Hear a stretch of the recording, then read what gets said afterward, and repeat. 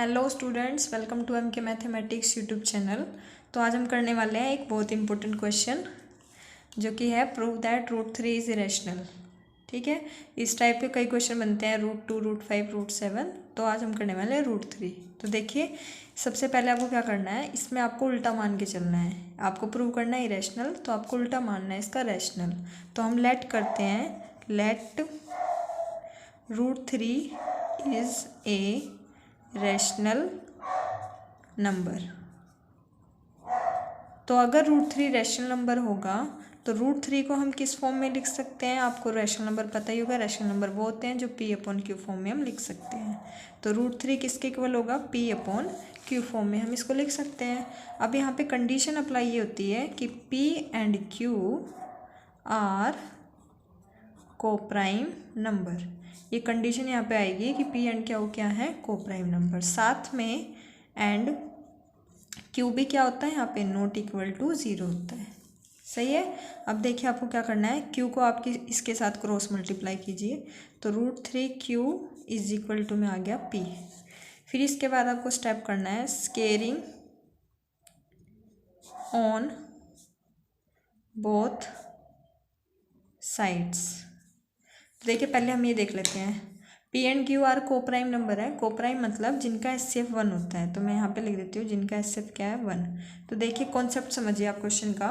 हम यहाँ पे क्या करेंगे कि अगर P और Q कोप्राइम है तो उनके सीधा फैक्टर में क्या कॉमन आएगा, 1। बट हमें क्या दिखाएंगे हम यहाँ पर कि P और Q में जो कॉमन आएगा वो 1 के अलावा कोई दूसरा नंबर भी हम कॉमन दिखा देंगे। और वो दिखाते ही कॉमन ये रैशनल नंबर नहीं रहेगा, तो क्या हो जाएगा, ये इरेशनल नंबर। ठीक है। तो देखिए इसलिए हमने क्या, स्केयरिंग ऑन बोथ साइड। तो √3Q का भी स्केयर और P का भी स्केयर। तो यहाँ से हमारे पास बना √3 का स्केयर आता है 3 और Q का स्केयर इज इक्वल टू में P का स्केयर। तो Q square is equal to P square by में 3। अब यहाँ पे आपको ध्यान रखना है, ये चैप्टर 1 की एक थ्योरम है कि देखिए अगर P स्केयर 3 से डिवाइड हो रहा है तो P भी जो है वो 3 से डिवाइड होगा। तो हमें यहाँ पे लिखना है P square is divided by 3 then P is also divided by 3। अगर P स्केयर डिवाइड हो तो P भी डिवाइड होगा। ठीक है, जैसे मान लीजिए कि हम 4 को डिवाइड करते हैं। 4 अगर 2 से डिवाइड है तो ये बताइए क्या 2 × 2 भी तो डिवाइड होगा ना 2 से। ठीक, तो वही काम यहाँ पे है, अगर P स्केयर 3 से डिवाइड है तो P भी 3 से डिवाइड है। तो मतलब हम P को कैसे लिख सकते हैं, P अगर डिवाइड है तो P को हम 3 × किसी C के फैक्टर में लिख सकते हैं। और प्लस में आता है रिमाइंडर, तो रिमाइंडर तो हमारे 0 ही होगा क्योंकि पूरा पूरा डिवाइड है। अब हम P इज इक्वल टू क्या आ गया आपके पास, 3C। और जहाँ पे C क्या है, C इज एनी इंटीजर। अब ये काम आ गया, आपने P को किस फॉर्म में लिख दिया, 3 × किसी भी इंटीजर के फॉर्म में। ठीक है, तो P के फैक्टर मतलब 3 आ गया। ठीक है, अब यही सेम काम आपको Q के साथ करना है। Q को भी ऐसे दिखाना है, तो क्या करेंगे, आप इसको बोल दीजिए सेकंड और आप इसको पुट करिए यहाँ पर डायरेक्ट। तो पुट सेकंड इन फर्स्ट। तो यहाँ पे लिखना है आप पुट सेकंड इन फर्स्ट। कहीं भी कर सकते हैं, अगर आप यहाँ करेंगे तो आपको स्केयर दोबारा से करना पड़ेगा। तो हम यहीं कर लेते हैं जहाँ पे हमने स्केयर पहले से कर रखा है। तो देखिए 3Q स्केयर, P की जगह आपको क्या लिखना है, 3C, मतलब 3C का भी स्केयर। तो 3Q स्केयर किसके इक्वल आया, 9C स्केयर के। तो Q स्केयर किसके इक्वल आया, ये 3 इसको डिवाइड करेगा तो क्या बनेगा, 3C स्केयर के। सेम काम अब देखिए, आपने Q को किसके फैक्टर में लिख दिया, 3 × C स्केयर के फैक्टर में। मतलब Q square is divided by 3 then Q is also divided by 3। तो Q को भी हम क्या लिख सकते हैं, 3 × C के फैक्टर में।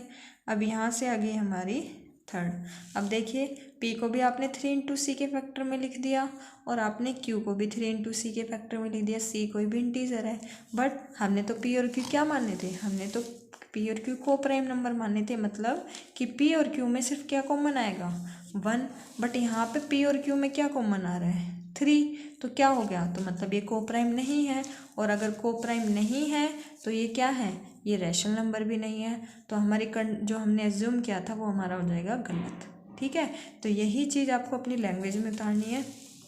तो यहाँ पे हम लिखेंगे फ्रॉम सेकेंड एंड थर्ड, हमें क्या मिला सेकेंड एंड थर्ड से, P and Q have common factor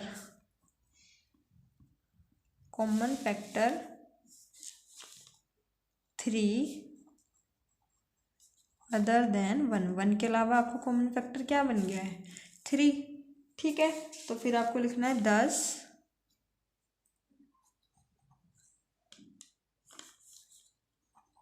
10 there is a contradiction, तो हमारे पास क्या कॉन्ट्राडिक्शन आई, ठीक है, तो हमने क्या गलत माना था, there is a contradiction P and Q are coprime number, हमने ये कॉन्ट्राडिक्शन मानती कि P एंड Q क्या है, को प्राइम नंबर। ठीक है, तो क्या लिखेंगे, therefore our assumption is incorrect.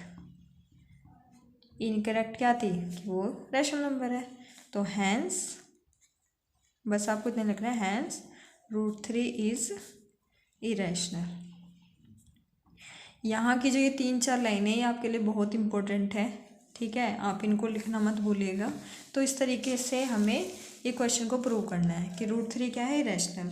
ठीक, और एक चीज़ मैं आपको और बता देती हूँ कि इरेशनल नंबर हर वो नंबर होता है अगर रूट के अंदर जो है वो प्राइम नंबर आ जाए। क्या आ जाए, प्राइम नंबर।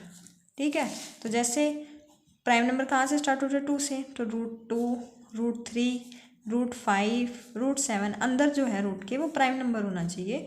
तो हर एक ऐसा नंबर जो रूट के अंदर प्राइम नंबर है वो इरेशनल नंबर ही होते हैं, क्योंकि उनका कोई स्क्वायर रूट हम फाइंड ही नहीं कर पाते, इसलिए सारे इरेशनल नंबर हैं। तो यही मेथड फॉलो करके आप इनका भी √5, √7, √2 का भी प्रूव कर सकते हैं कि ये इरेशनल नंबर है। ठीक है, आई होप आपको समझ आया होगा। Thank you for watching.